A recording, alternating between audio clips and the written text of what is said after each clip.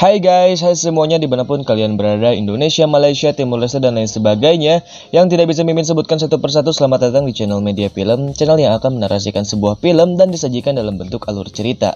Bagaimana kabar kalian hari ini? Semoga selalu sehat ya. Oke guys, di part sebelumnya Deng Feng berhasil mengalahkan Ding Saping dengan kekuatan anti hantunya.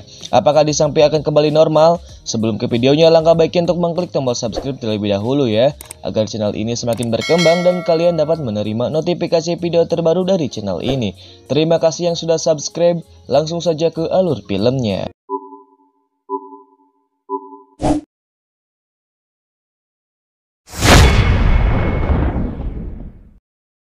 Setelah melakukan pertarungan itu, Deng Feng berhasil mengalahkan Ding Saping hanya mengeluarkan yin-nya saja agar Ding Saping bisa kembali normal seperti sedia kala.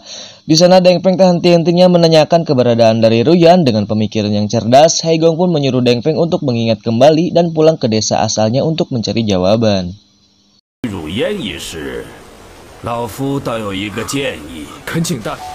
不如回到你的家乡。我的家乡。 百里村，谨遵大师教诲，我这就动身。东风大哥，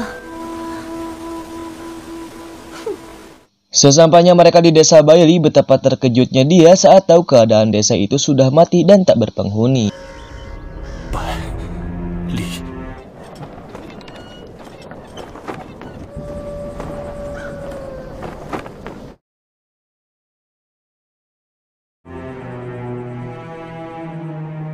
Xin pun berpindah di provinsi Liang. Di sana Yuan menemui murid yang lain dari Haigong yang bernama Ji Yi dan He Yisan untuk menyampaikan informasi dan membawa mereka ke Gunung Juying. Di sana Yuan mengkhawatirkan keberadaan adiknya di provinsi Ji yang sedang mencari murid Haigong juga di sana. Tak berselang lama dari itu datanglah dua orang bandit dari Gunung Rongwu yang bernama Kuan dan Li, sang wanita pecinta batang atau junior dari Lang Lixiang. Saat mereka masuk seketika itu hasrat Yisan meronta-ronta karena kemolekan dari wanita itu hingga membuatnya tergoda.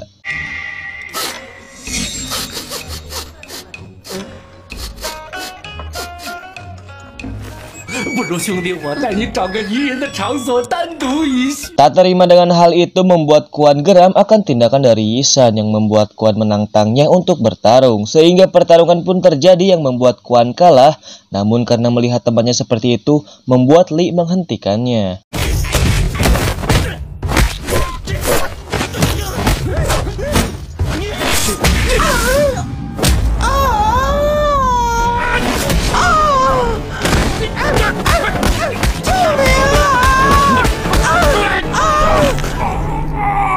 Setelah pertarungan itu selesai, mereka memulai perjalanannya ke Gunung Juying. Namun kepribadian Yisan yang amat sangat membagongkan terhadap wanita membuat perjalanan mereka terhenti.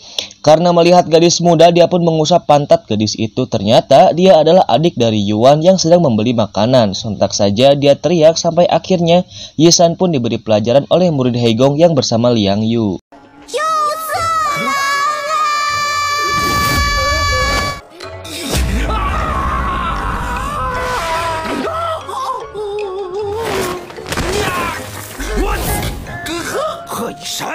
Karena teriakannya keras sampai terdengar oleh Yuan, dia pun menyadari jika suara itu adalah suara adiknya. Sontak saja dia bergegas ke sana dan berhasil bertemu kembali.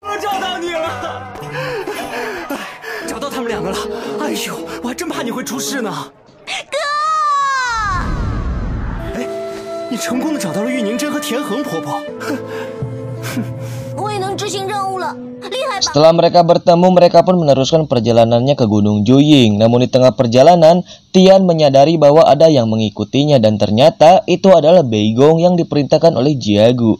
Karena Yuan tahu dia adalah pengkhianat yang telah merencanakan kematian teman-temannya, membuat Yisan dan Ji Yi marah sehingga mereka pun menyerang Beigong.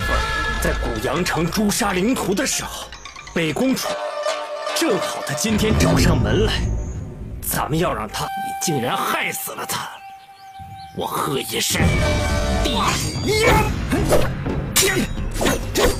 给公主祈祝才是。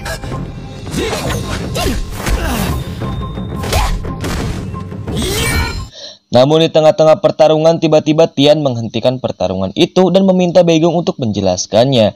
Penjelasan Beigong pun diterima oleh Tian dan temannya yang membuat mereka memutuskan untuk tidak kembali ke Gunung Juying dan memisahkan diri dari mereka untuk menjadi musuh.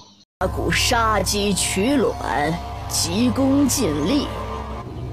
我早就看出他难成大，懒得跟你们理论。 不必多去将那些残兵败将化零为，我们就是敌人。 Xin pun berpindah di kota Qian. Di sana ada yang sedang mengadakan pernikahan dari keluarga Q. Namun kekhawatiran menyelimuti mereka dikarenakan mereka takut jika akan ada bandit yang merusaknya dan akan menculik pengantin wanitanya. Benar saja, tak berselang lama dari itu datanglah para bandit yang mengacaukan pernikahan itu dan membawa pengantin wanitanya yang bernama Di. Namun usahanya itu sempat terhalang oleh seorang wanita, dia bernama Chu Yin dan Q Lu yang menyerangnya dan membuat kaki Chu Yin terkilir saat pertarungan.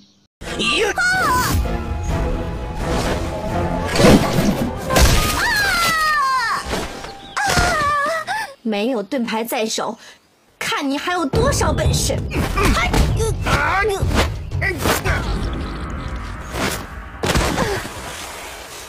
Hadi ya. Setelah pemberontakan itu selesai, para warga pun berkumpul untuk melihat suasana di luar gerbang rumah sang mempelai.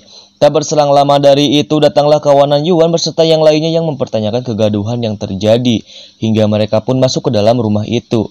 Setelah mereka masuk, ibu dari Nan pun menjelaskan bahwa dialah yang menjadi informan sang bandit tentang setiap pernikahan yang diselenggarakan di desanya agar para pengantin wanita bisa diculik dan disiksa. Karena hidup banyak penyesalan, akhirnya ibu Nan pun meninggal. 不顾一切的讨好柔武帮骑士的人家，我都会想你糊涂啊！老天爷呀！ 拉着他们一起下雨。Xin pun berpindah ke Gunung Rongwu. Di sana sang pengantin wanita atau Di sedang disiksa oleh para bandit yang membuatnya lemah dan tak berdaya. Saking jahatnya mereka pun menusukkan besi panas ke dalam selangkangannya.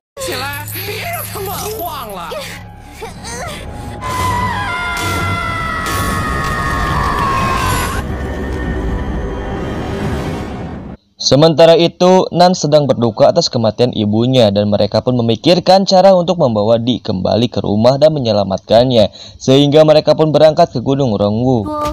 屈难的话不无道理，是什么意思？上山救人会枉送性命吗？我们上山救人那时，这里的村民就要遭殃了。那也得救人，可是救人不剿灭这些山匪。 Saat malam hari, Deng Feng pun pergi ke pohon sifang yang dipenuhi kertas merah atau permohonan dari seorang pasangan. Dia bercerita tentang pernikahannya dengan Ruyan yang digagalkan oleh bandit. Seketika itu pun dia berpikir untuk melakukan pernikahan palsu dengan Ling Zia untuk memancing para bandit itu keluar. Sayangnya pembicaraan mereka terdengar oleh San Yutong yang memata-matai mereka. 我原的事与前任那樵夫所说的山匪抢婚有关。 林教，咱们成。既然那樵夫说这里只要有人成亲，怎么了？我答应你。 Namun keberadaan di Gunung Rongwu sangat berbeda. Di sana para bandit sedang mempersiapkan bermacam-macam siksaan untuk membunuh Di. Hingga akhirnya Di pun dimasuki permohonan roh pelayan yang membuat para penjaga di sana mati.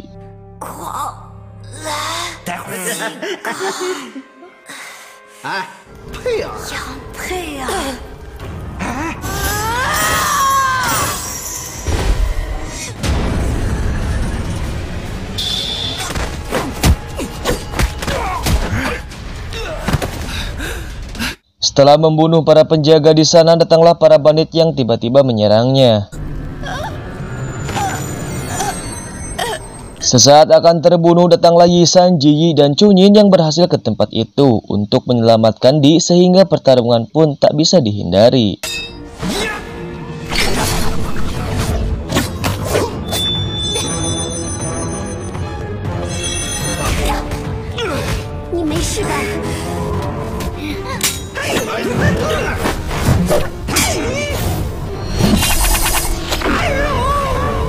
Saat pertarungan berlangsung, datanglah ketua dari bandit itu yang bernama Kuan Lan untuk menghentikan pertarungan. Sadar dengan hal itu, sontak saja mereka pun langsung menyerangnya.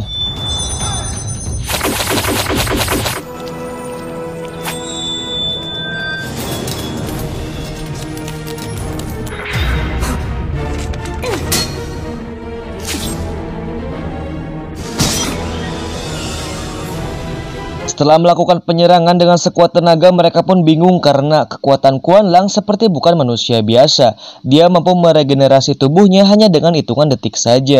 Ternyata dia adalah roh pelayan penuh yang mempunyai kekuatan overpower dan hampir menuju keabadian. Sontak saja mereka terkejut dengan pernyataannya. Namun tujuan mereka hanyalah untuk membawa gadis itu keluar dari sana. Namun Kuan Lang tak membiarkan begitu saja hingga akhirnya datanglah San Yutong yang berhasil bernego dan membawa Di pulang. 你们都好大，所以我放你说你们还想救人，我保如果是我，要把我要是不好，为你破例一次，送客。 Sementara itu di kota Qian, Deng Feng dan Ling Xiao sedang melakukan pernikahan palsu untuk memancing para bandit itu keluar. Dan benar saja, seketika itu para bandit keluar dan menyerang Deng Feng sehingga pertarungan pun tak bisa dihindari.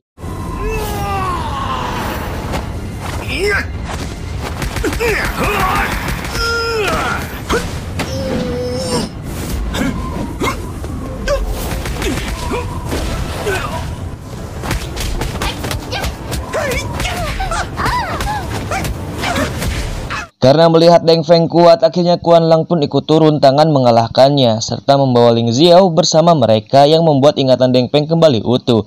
Sontak saja hal itu membuat Deng Feng marah dan menyusul mereka ke Gunung Rongwu untuk balas dendam atas kematian Ruyan. Ling Xiao，林正你还好吗？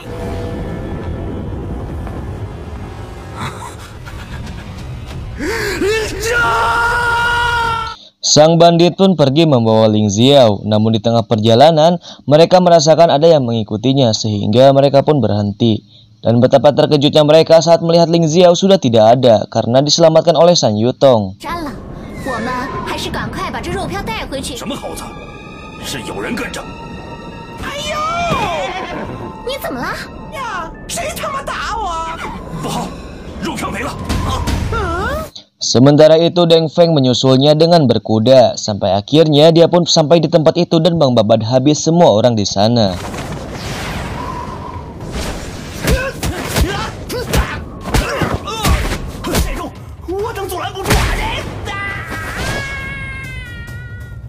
Langsung saja Deng Feng pun menanyakan keberadaan Ruyan kepada Kuan Lang. Namun hal itu sudah terlewat selama 3 tahun dan Kuan Lang lah yang membunuh Ruyan. Merasa tak terima dengan pernyataannya itu membuat Deng Feng marah dan menyerang Kuan Lang. 怎么死的？当然是被我。如叶死了。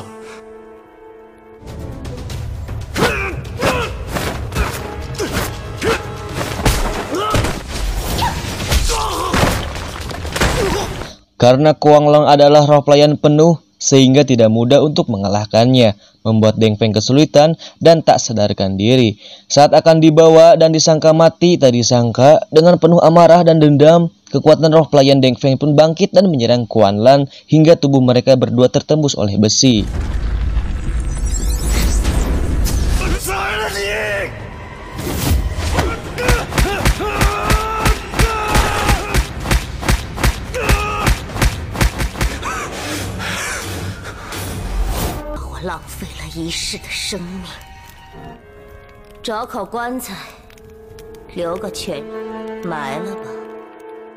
Akibat dari tusukan besi di tubuh membuatnya mati suri dan kembali ke alam bawah sadarnya. Disinilah semuanya akan terungkap, ternyata Ruyan yang kita temui selama ini tidak ada karena dia sudah mati 3 tahun yang lalu, tepat di hari pernikahannya bersama Deng Feng. Begitupun sebaliknya Deng Feng juga sudah mati. Dikarenakan Ruyan mempunyai tubuh dual yang juga dan memasukkan permohonan rohnya ke dalam tubuh Deng Feng, akhirnya Deng Feng bisa bangkit kembali. Tak sampai di situ, Ruyan juga adalah kakak dari Yan Ling Xiao yang memiliki nama asli Yan Ling Xia. Sontak saja itu membuat Deng Feng terkejut karena Ruyan menyuruh Deng Feng untuk bersama adiknya. Karena tak ingin Deng Feng mati membuat Ruyan marah dan mengembalikan kesadaran Deng Feng. 属于你。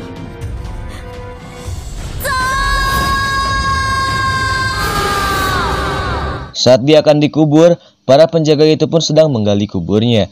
Namun sesaat kemudian Deng Feng bangun dan membuat mereka terkejut.